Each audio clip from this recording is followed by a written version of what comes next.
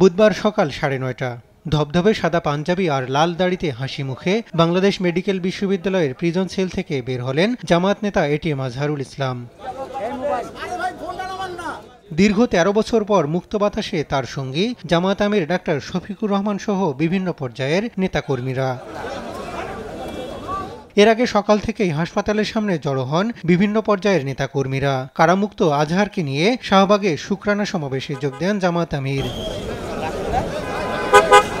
সেখানে সংক্ষিপ্ত বক্তব্যে জুলাই অভ্যুত্থানে অংশ নেওয়া সবার প্রতি কৃতজ্ঞতা জানান তিনি। এ সময় বিচারের নামে হওয়া হত্যাকাণ্ডের বিচার দাবি করেন এটিএম আজহার। ধন্যবাদ জানাতে চাই যাদের কারণে আজকে মুক্ত হওয়ার সুযোগ পেয়েছি।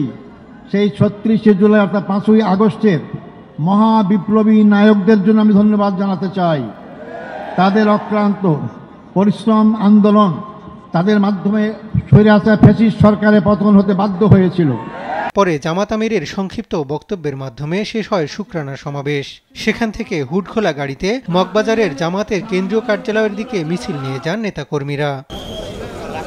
হাসান আল মাহমুদ, দেশ টিভি, ঢাকা।